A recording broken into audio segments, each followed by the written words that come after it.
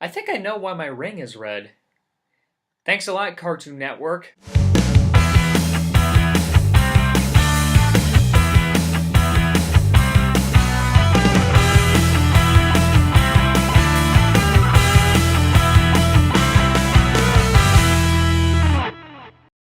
Green Lantern, the animated series, was of course based upon Green Lantern from DC Comics. It was co-developed by Bruce Timm.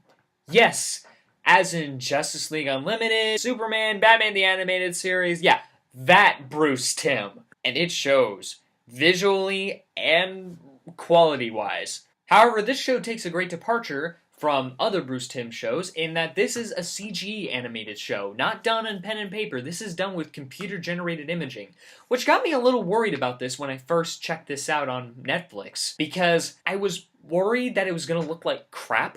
Usually, computer-generated animation doesn't look that good for TV shows because there's only so much you can do for a TV show with a TV budget if you have to produce so many episodes, whereas a feature film looks great because they have time and money to put some effort into it to make it look really good and really solid. However, it seems that Green Lantern, the animated series, managed to put a lot of effort into this show. There are many moments where I feel like I'm watching The Incredibles. I mean, that's how good this show looks. So props to the animators on this one for making this show look fantastic. Now, this series came out a few months after the Green Lantern movie premiered. Thankfully, there's no comparison with that.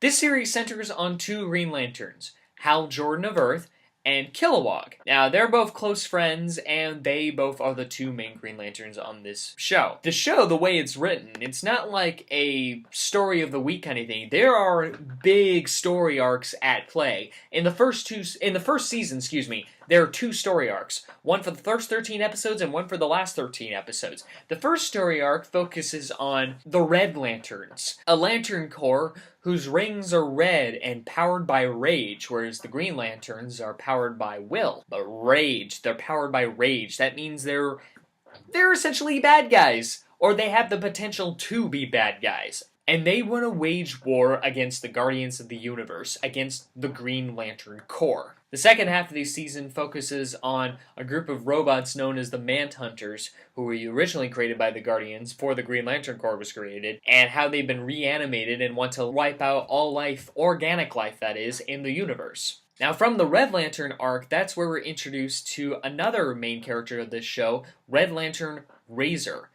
He's originally a member of the Red Lantern Corps, driven by rage due to the fact that his home was very devastated and he lost the love of his life on his homeworld. However, once he is captured by Hal Jordan and Kilowog, he is eventually reformed to do good. However, there is a problem lurking inside him that the source of his power, which he needs in order to be effective in this show, to actually do stuff in the show, the emotional trigger is rage, which is difficult to deal with if you're trying to reform yourself to be a better person, to try to do the right thing. He is, if anything, one of the more interesting characters on this show, one that really has a clear arc. And finally, we have a character named Aya. Aya originally starts out as the AI on board their ship, the Interceptor, which is the ship they use to fly around. Aya is powered by green energy, and she has intellect and maybe an emotional heart. She soon creates herself a new body to emote and interact with her fellow crew members and relate to her fellow crew members. And she is constantly struggling of what it means to be alive, what it means to have emotion, whether or not she's truly capable of emotion and living life the way her coworkers, I guess, live their lives. She's a little bit like Data from Star Trek The Next Generation, kind of the Pinocchio complex of, I want to be a real living being. And I like how they don't go to origin story on this show. They don't recreate the moment where Hal Jordan gets the ring from Abin Sur and how he gets trained to be a Green Lantern, that kind of thing. No, they just jump straight into it. They just jump straight into the fact that he is a Green Lantern, and he's going on this big, epic space adventure, which is what this show is. It is a space opera. It's not like some classic superhero show, which is mostly associated on Earth. Maybe they deal with threats on the outside. Actually, they don't spend a whole lot of time on Earth. It's all outer space, and this show gives you a reason to care. Characters evolve. Stuff happens that affects the rest of the show. It's even mature enough to use the words kill and death. It just assumes that the target audience that's going to watch this animated show has a concept of death and killing, and why those are bad things that our superheroes have to stop. I was really surprised by how mature this show was. It didn't have you curse or anything. It wasn't like a cursing show like HBO, or wasn't super violent. But it wasn't like a pandering kid show or anything. Which makes me really, really mad that Cartoon Network canceled this show after one season.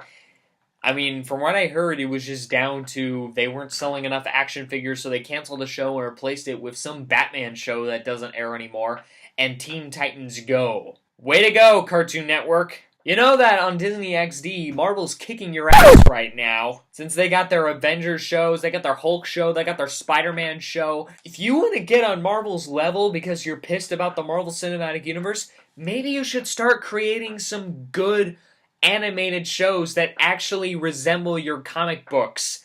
And that's what this show did. Green Lantern the Animated Series is a wonderful series. It's a series that was killed way too soon, and it's a bit too underrated. Seriously, if you find this on Netflix and you like superheroes, you should definitely check this out. It's great for streaming, and it will have you hooked. Like Firefly, you may have a tear in your eye when it ends, because you'll feel like it shouldn't end. Especially because the season finale is like pretty epic, and there's a few things left over to make you want to have another season of this show. To make you feel like there are more stories to be told in this universe that's established in GLTAS. So thank you, Bruce Timm, for giving us a very quality show. We're sorry that the network that aired it treated your show unfairly. And that is my review of Green Lantern the Animated Series. Thanks for watching, and I'll see you next time.